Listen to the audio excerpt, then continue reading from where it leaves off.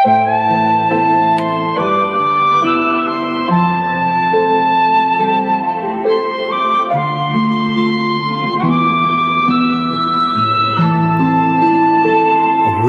ီက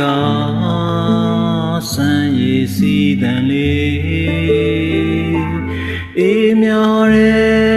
လေညင်းနဲ့မာလွင်ပန်းနံလေးတွေတင်ပြမွေတဲ့နေတဘာဝရဲ့ရင်ခွင်မှာငြိမ်းချမ်းစေတဲ့နေစံရည်စီတန်လေး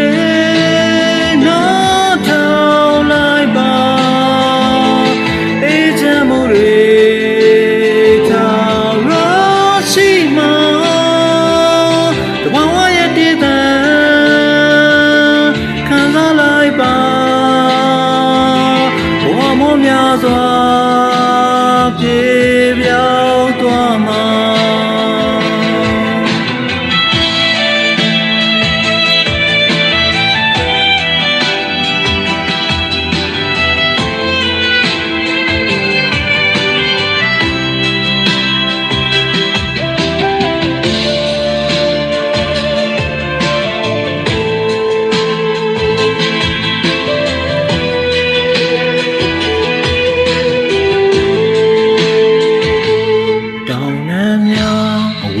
နေသချင်းဆိုတန်လေး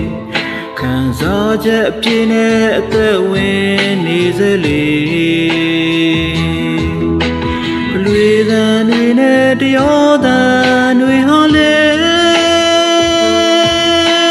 စံရည်စီးသံနဲ့လိုက်ဖက်တယ်လေ